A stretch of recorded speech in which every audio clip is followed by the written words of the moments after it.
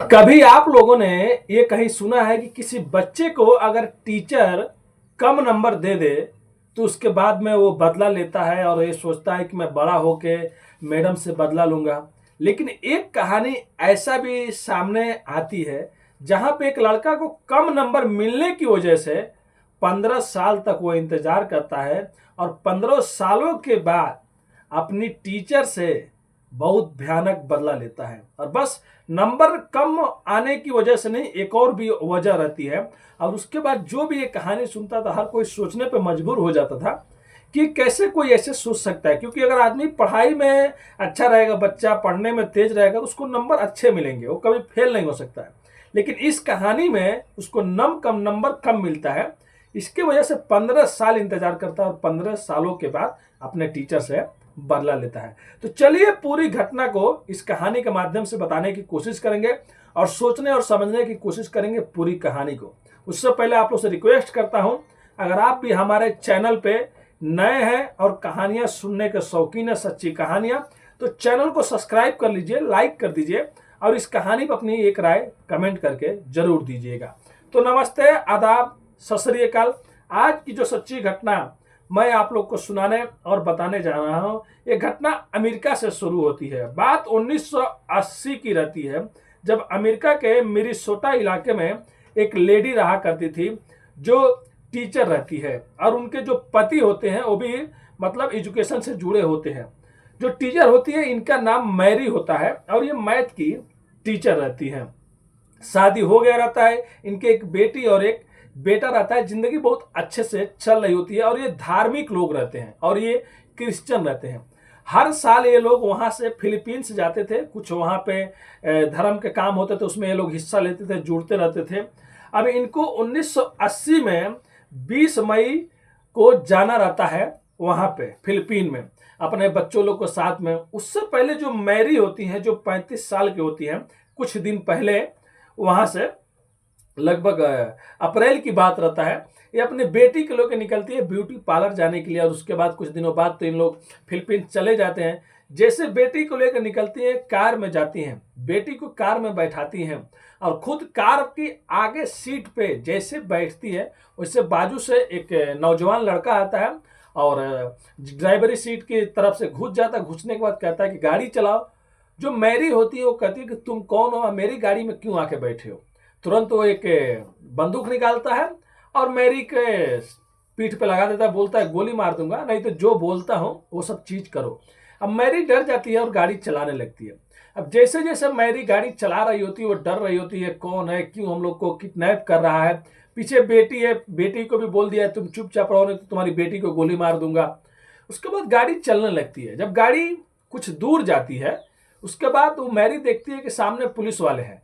अब मैरी ये सोचती है कि मैं पुलिस वालों को इशारा करूंगी, बाद में ये पकड़ा जाएगा और हम लोग यहाँ से आजाद हो जाएंगे। लेकिन जो किडनैपर रहता है ना वो बहुत होशियार रहता है। वो मैरी को पहले ही बोल देता है अगर तुमने पुलिस को इशारा किया तो जो भी मेरा होगा मेरे को मालूम नहीं है, मेरे को पुलिस पकड़ लेगी, लेकिन पकड़ने से पहले मैं तुम्हारी बेटी और तुमको गोली मार दूंगा। अब इस बात पर मैरी डर जाती है और डरने के बाद मैरी गाड़ी चलाती रहती है। एक सुनसान इलाके में जाती है जहां पे पहले से एक गाड़ी खड़ी रहती है। अब उस गाड़ी पर जाने के बाद ये मैरी को और उसके बेटी को निकालता है और कहता है कि तुम लोग अब गाड़ी में नहीं बैठोगे, गाड़ी के डिग्गी में बैठोगे जो दूसरा गाड़ी पहले से रहती है। यानी कि ये पूरा सोचा समझा प्लानिंग रहता है पहले से। अब मैरी कहती है कि हम लोग इतने छोटे से जगह में कैसे उसके अंदर आएंगे, मैं और मेरी बेटी। वो कहता है तुम लोग को आना पड़ेगा। उन लोग को जबरदस्ती वो उसके अंदर घुसाता है। वो लोग डर रही होती है कहीं गोली नहीं मार दे। लेकिन जब ये सब चीज वो कर रहा होता है तभी कुछ दूर पे दो बच्चे खेल रहे होते हैं। उसी में से एक बच्चा उसको देखता है और देखने के बाद बहुत मासूमियत के साथ में जाता है उसके पास और कहता है अंकल ये आप क्या कर रहे हो। वो जैसे ये बात कहता है तो वो बच्चे को भी उसी डिग्गी में उठा के जबरदस्ती डाल देता है और अपनी गाड़ी लेके चलने लगता है। गाड़ी चलते चलते कुछ घंटे बीत जाते हैं। उसके बाद एक जगह रास्ते में गाड़ी को रोकता है, उस बच्चे को बाहर निकालता है और छोड़ के चला जाता, फिर गाड़ी लेकर चल जाता है। ऐसे करते करते शाम हो जाता है। एक जगह जाता है जहां पे थोड़ा सा घर एक साइड में बना रहता है, वहां से दूर दूर पे कोई घर नहीं रहता है। उस घर में जाके गाड़ी रोकता है, इन दोनों को निकालता है, मैरी और उसकी बेटी को निकालने के बाद लेके जाता है घर में। पहले से ही घर में 2 जंजीर बनवा के रखा रहता है और 2 अलमारी बनवा के रखा रहता है। अब उस अलमारी में इन लोग को बैठाने से पहले वो कहता है कि क्या तुम मुझे जानती हो, पहचानती हो? वो कहती है नहीं। तुम मुझे क्यों ऐसे उठा के लाए हो? तुम मुझे हम लोग को छोड़ दो, तुम्हारे से हमारी क्या दुश्मनी है? तब वो कहता है नहीं, तुम मुझे जानती हो, अच्छे से याद करो। तब वो कहती है मुझे कुछ भी याद नहीं आता। उसके बाद उनका जंजीर में बांधता है, बेटी को अलग एक अलमारी में और इसको अलग अलमारी में, मैरी को। उसके बाद एक फोटो दिखाता है, फोटो दिखाता है, उसमें वो भी रहता है और कहता है कि ये फोटो देखिए और बताइए ये फोटो कब का है। तब मैरी कहती है कि ये फोटो तो मैं जानती हूँ, ये फोटो मेरा स्कूल टाइम का, जब मैं स्कूल में कॉलेज में पढ़ाया करती थी, लगभग आज से 14-15 साल पहले की ये फोटो है।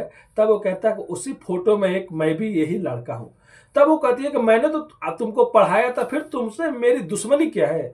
तब वो कहता है कि जब मैं स्कूल में पढ़ रहा था, उसके बाद आपने मुझे ग्रेड बी का जो नंबर दिया था, बी ग्रेड का, मतलब उसके बाद मेरा कहीं भी अच्छे स्कूल में एडमिशन नहीं होता था, अच्छा स्कूल में मैं पढ़ नहीं सका। आपकी वजह से मेरी ज़िंदगी खराब हो गई और मैंने सोच लिया कि आपसे बदला लेना है। अब उसके बाद मैं आपसे प्यार भी करता था, मैं आपको चाहता था उस स्कूल के टाइम में, और मैं ये सोचने लगा कि जिसको मैं प्यार करता था, जिसको मैं चाहता था, उसी ने मुझे बी ग्रेड का नंबर दे दिया। मतलब एक अलग से एक थप्पा लगा दिया, जो कभी मैं किसी अच्छे स्कूल में नहीं जा सकता, कहीं पर अच्छे पढ़ नहीं सकता, उसके बाद मेरी ज़िंदगी खराब हो जाती है। अब मेरे दिमाग में ये सब चीज़ आ जाता है कि मुझे आज नहीं तो कल आपसे बदला लेना है, और इसके लिए मैं 15 साल आपका इंतजार किया। मैं जानता था कि आपकी शादी हो गई है, फिर भी मैं आपको पाना चाहता था। इसके लिए मैं 2-3 बार और बीच में कोशिश किया था आपको किडनैप करने के लिए, लेकिन मौका नहीं मिल रहा था, आप बच जा रही थी, और उसके बाद मैंने आपको उस दिन किडनैप कर लिया। मैं 15 सालों से इस चीज़ का इंतजार कर रहा था। अब ये बात मैरी सुनती है तो डर जाती है, और उसके हाथ में एक बंदूक भी रहता है। बार बार कहता है कि अगर तुमने चीखने और चिल्लाने की कोशिश की तो तुम्हारी बेटी को पहले गोली मारूंगा, उसके बाद तुमको भी गोली मार दूंगा। अब धीरे धीरे कुछ और दिन बीत जाते हैं। वो आता शाम को, और शाम को आने के बाद उन लोग को खोलता, खाना देता, फिर उन लोग का शाम में उनके साथ में रहता, फिर सुबह उन लोग को बंद करके उसी में जंजीर में चला जाता। और उसी का यही रूटीन था। वो कहीं ना कहीं पे जॉब भी किया करता था, और वो कहता था कि अब तुमको हमारे साथ में रहना है पूरी जिंदगी। शादी से पहले तो मैं तुमको नहीं पा पाया, लेकिन अब तुमको मेरी जिंदगी में हमेशा ऐसे रहना है। और उसके बाद मैरी भी टूट जाती है, निराश हो जाती है, और कहती है कि अब यहाँ से किसको बुलाएं, कोई आवाज़ लगाने पे भी कोई नहीं सुनता है। क्योंकि जब वो नहीं रहता था तो मैरी बहुत तेज़ों से चीखती थी, चिल्लाती थी, शायद कोई सुन ले। फिर उसके बाद वो बंद हो जाती थी। उसके बाद वो उसके साथ में ज़बरदस्ती करने लगता है, कहता है कि तुमको मेरे साथ में रहना है तो तुमको मैं जो बोलूँगा वो सब चीज़ करना पड़ेगा। मैरी कहती है नामुमकिन है। उसके बाद वो उसका बेटी का बोलता है गोली मार दूंगा। इसके लिए मैरी बेचारी उसके साथ में जो चीज़ बोलता था वो करती रहती थी। फिर बाद में कुछ दिन और महीना बीत जाता, तो वो कहती है कि देखो ये सब गलत है, छोड़ दो हम लोग को जाने दो। तुमको नंबर हम लोगों ने गलत नहीं दिया था, तुम ऐसे पढ़ाई किए तो उतना नंबर आया था तो मैंने दिया था, हमारी क्या गलती है? लेकिन वो नहीं सुनता है। उसके बाद वो कहता है कि तुम मेरे साथ में बीवी जैसा रहो, मतलब जैसे अपने पति के साथ में रहती हो। वो कहती थी नहीं मैं ऐसा नहीं रह सकती हूँ, फिर भी उसको धमकी देता है, और उसके साथ में जो चीज़ चाहता था वो चीज़ करने लगता है। अब एक दिन ऐसे आता है जब वो उम्मीद पूरी छोड़ दी होती है, लगभग अब 2 महीना के दिन आने वाला रहता है कि अब शायद जिंदगी में यही लिखा हुआ है और यही होगा, अब करे तो क्या करे। लेकिन एक दिन वो आता है और कहता है कि मैरी तुम हमारी सब बात मानी हो, मैं जैसा बोली हूँ, तुम जैसे बोल रहा हो वैसे कर रही हो, रह रही हो, तो चलो तुमको मैं कहीं से बाहर से घुमा के लाता हूँ, बाहर से खाना खिला के लाता हूँ। लेकिन एक बात की याद रखना, अगर तुम लोगों ने शोर शराबा किया तो मेरा जो भी होगा वो तो मेरे को मालूम नहीं है, मैं उसके बाद क्या होगा, लेकिन तुम्हारी बेटी को तुमको गोली मार दूंगा। सबसे पहले तुम्हारी बेटी को गोली मारूंगा। अब मैरी और उसकी बेटी को जंजीर खोल के गाड़ी में बैठा के अच्छे से लेके जाता है। मैरी सोच रही होती है कि मैं हल्ला कर दूंगी जहां पे ज्यादा लोग रहेंगे और ये पकड़ा जाएगा, लेकिन उसके पहले वो शायद बंदूक रखा है तो गोली भी मार देगा। उसके बाद हल्ला करने का भी क्या फायदा है। उसके बाद वो वहां से जाती है और अच्छे से वो लोग घूम के बाहर से चली आती है। फिर मैरी को वो एक दिन फिर उसी जंजीर में बांध देता है। यानी कि अब 53 दिन हो गया रहता, अब 2 महीना होने वाला रहता है। और हमेशा जैसे मैरी को बांधता था तो मैरी बहुत छूटने की कोशिश करती थी, लेकिन वो जंजीर जहाज पे बांधा रहता वो छूट ही नहीं रहा था। उसके बाद जब इतना दिन हो जाता तो एक दिन उसका जंजीर थोड़ा सा लूज रहता है, मतलब अच्छे से बांधा नहीं रहता है। और उसके बाद वो कोशिश करती है तो जंजीर खुल जाता है, मतलब जंजीर में से वो निकल जाती है। और निकलने के बाद सबसे पहले अपनी बेटी को निकालने की कोशिश करती है, तो बेटी तो जंजीर से नहीं निकल पाती है। फिर वो क्या करती है, अलमारी को ही नीचे गिरा देती है, अलमारी में से जंजीर हाथ में रहता है और अलमारी टूट जाता है। उसके बाद वहाँ घर से निकलती है, निकलने के बाद उसी घर के दूसरे रूम में जाती है। किचन में मोबाइल रखा रहता है उस जो किडनैपर रहता है, और मोबाइल लेती है। मोबाइल लेने के बाद क्या करता है, पुलिस को फ़ोन करती है। पुलिस को फ़ोन करने के बाद तुरंत अपनी सब बात बताती है कि मैं 53 दिन से एक मिक नाम का आदमी है जो मुझे किडनैप करके एक घर में रखा, हमारे साथ में बहुत गलत काम करता है और आके हमको छुड़ा के लेके चलिए। उसके फ़ोन करने के बाद वो तुरंत घर से बाहर निकल जाती है, कहीं वो आ नहीं जाए। अगर वो आ गया और मैरी और उसकी बेटी को अगर देख लिया कि लोग बाहर निकले हुए तो पक्का वो गोली मार देगा। और उसके बाद वो घर से निकल कर पीछे जाकर थोड़ा सा दूर पे झाड़ियों में छिप जाती है, क्योंकि वो आएगा तो पहले घर में जाएगा, तब तक ये लोग कहीं और भी वहाँ से भाग जाएंगे, किसी से मदद ले लेंगे। उसके बाद पुलिस फ़ोन करने के 3 मिनट बाद उस लोकेशन पे आ जाती है। आप सोच सकते हैं कि अमेरिका की पुलिस उस टाइम भी कितनी अलर्ट थी कहीं जाने आने में। उसके बाद पुलिस 3 मिनट में वहाँ पे आ जाती है। लोग पुलिस के पास आते हैं। पुलिस जब देखता है इन लोग की हालत तो पुलिस भी दंग हो जाती है। तुरंत इनको गाड़ी में बैठाते हैं, अस्पताल भेजते हैं और उसके बाद मिक का पूरा घर चेक करते हैं। चेक करने के बाद अभी वो दफ्तर में रहता है जहाँ पे काम करता है, उसका लोकेशन पता करके उसको वहीं से पुलिस अरेस्ट कर लेती है। अब पुलिस अरेस्ट करती है, अरेस्ट करने के बाद फिर वहाँ से उसको जेल लेके जाती है और इसको हॉस्पिटल लेके जाती है, मैरी और उसकी बेटी को। तो ज़्यादा तबीयत खराब नहीं रहता है, क्योंकि खाना वाना तो टाइमली देता था, बस सुबह बांध के जाता था उस जंजीर में, शाम को आता था। उसके बाद उसके पति को बुलाया जाता, पति और बेटा भी आते हैं। आने के बाद उसको देखते हैं और देखने के बाद जब पुलिस उससे पूछताछ करती है तो सब चीज़ बताता है जो मैरी ने बताया रहता कि कम नंबर मिला था, इसके वजह से उसने उसको किडनैप किया और वो उससे प्यार करता था और उससे शादी नहीं हुआ, इसके लिए उसने किडनैप करके और उसके साथ में रेप भी कई बार किया, बहुत मतलब कई चीज़ जुर्म किया उसने। फिर कोर्ट में केस जाता है। लेकिन उससे पहले मैरी कहती है कि जब हम लोग को ये उठा के लाया था उस टाइम एक और बच्चे को इसने उठाया था, ये पूछिए कि वो बच्चा कहाँ है। जब उससे ये पूछा जाता है कि ये बताओ वो बच्चा कहाँ है, तब वो कहता है कि मैं जब इन लोगों को किडनैप करके गाड़ी में डाल रहा था तो वो बच्चा देख लिया था और उसको मैं छोड़ता तो शायद जाकर किसी को बोल देता, इसके लिए उसको भी गाड़ी में डाल लिया और रास्ते में एक जगह गाड़ी रोका। रोकने के बाद उस बच्चे को निकाला और उसके सर पे एक लोहे के राड से मारा, जिसके बाद उसकी मौत हो गई और उसको वही झाड़ियों में फेंक दिया। मतलब जो किडनैपर रहता है वो एक बच्चे का भी कत्ल किया रहता है। अब उसके सुनाई गई कहानी पर उस जगह पे जाया जाता है तो सच में वहां से एक बच्चे की कंकाल मिलता है। मतलब समझ सकते हैं 2 महीना होने वाला है तो कैसे लाश को मिलेगा। अब कोर्ट में केस चलता है रेप का, किडनैपिंग का और मर्डर का, और ये उस टाइम लगभग 30 साल की उम्र इसकी रहती है। उसके बाद इसको सजा होती है लगभग पूरे समझ लीजिए उम्र कैद की। और ये कहा जाता है कि 2010 से पहले इसको मतलब कोई भी पैरोल या जमानत पे कुछ दिन के लिए बाहर नहीं छोड़ा जाए। 1980 की बात रहती है और 2010 तक, मतलब 30 साल तो ऐसे रहता है, 30 साल का उसका उम्र रहता है। अब 60 साल हो जाता है, सोच सकते हैं।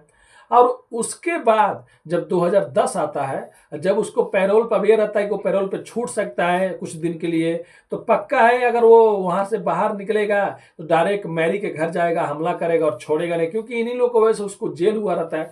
फिर जब 2010 आता है, जब उसकी छूटने की बारी आता है, फिर मैरी के पूरे परिवार और कुछ लोग और जाते हैं कोर्ट में, जाके अर्जी लगाते हैं और दरख्वास्त करते हैं, मतलब विनती करते हैं, कहते हैं कि अगर वो बाहर निकल के आ जाएगा फिर हमारी फैमिली को परेशान करेगा। उसके बाद कोर्ट भी देखती है कि ये बाहर निकलेगा तो लोगों के लिए सही नहीं है, क्योंकि इसका माइंड मतलब ये पहले भी मर्डर कर चुका है, रेप कर चुका है, किडनैपिंग कर चुका है, इसके लिए उसको जमानत पर छोड़ा नहीं जाता है। तो आज भी उस जेल में वो बंद है। और ये कहानी शम्स ताहिर साहब ने सुनाया था 2 साल पहले, लेकिन मैं सुना रहा हूँ 2025 में। तो कहानी आप लोग को बहुत जल्द देखने और सुनने को मिलेगी। और कहने में आता है जो मैरी होती है उसके बाद बहुत कई बार किसी फंक्शन में गई, कहीं पे कुछ गई, वहाँ पे उसने मतलब बयान भी दिया कि मैं ये नहीं चाहती हूँ कि उसकी ज़िंदगी में और ज़्यादा प्रॉब्लम आए या कुछ आए, वो जहाँ रहे उसको मतलब ऊपर वाला खुश रखे और अच्छा से रहे। लेकिन वो बाहर निकल के आएगा तो उसके लिए उसको प्रॉब्लम है, उसके परिवार को प्रॉब्लम है। तो सोच सकते हैं जिसके साथ में उसने गलत किया, और मैरी ये भी प्रेयर करती है ऊपर वाले से कि वहाँ पे है जहाँ पे वो खुश रहे, उसके साथ में कोई ऐसा हादसा मत हो जाए जैसा इन लोगों के साथ में हुआ था, और उसके बाद जो बेटी बेटा रहते हैं इनका भी शादी हो जाता है। तो ये थी कहानी अमेरिका की एक टीचर की, जहां पे कम नंबर देने की वजह से एक जो स्कूल का बच्चा रहता है वो 15 साल इंतजार करता है कि मैं कैसे बदला लूंगा, और 3 बार कोशिश भी करता है और चौथे बार में कामयाब हो जाता है। लेकिन कहते हैं ना कि मुजरिम चाहे लाख चालाक हो, कोई ना कोई गलती कर ही देता है, और उसके बाद ये भी पकड़ा जाता है और पूरी जिंदगी जेल में रहता है। अगर ये चाहता तो वो ये गलत काम नहीं करता तो इसकी भी जिंदगी होती, इसकी भी बीवी बच्चे होते, अपनी जिंदगी अच्छे से कट रहा होता है। लेकिन हम जो भी है कहानी पूरा आप लोग को मैं सुना दिया हूं। अगर कहानी सुनाने में कहीं गलती हुआ होगा तो अपने भाई को माफ कर दीजिएगा। अगर आप लोग हमारे चैनल पे नए हैं तो चैनल को प्लीज सब्सक्राइब कर लीजिएगा, दोस्तों को शेयर कर दीजिएगा, लाइक कर दीजिएगा। इस कहानी पे आप लोग की क्या राय है कमेंट करके जरूर बताइएगा। आपका भाई बहुत ज्यादा मेहनत करता है, दिन भर जॉब करता है, टाइम मिलता है तो आप लोग के लिए मैं कहानी लिखता हूं, वो भी सच्ची कहानी। तो अपने भाई को प्लीज सपोर्ट कीजिए, आपका एक सब्सक्राइब आपके भाई के लिए बहुत मोटिवेशन मिलता है। तो मिलते हैं नेक्स्ट वीडियो में फिर से कुछ सच्ची कहानियों के साथ। अभी के लिए अलविदा लेते हैं आप लोगों से, धन्यवाद।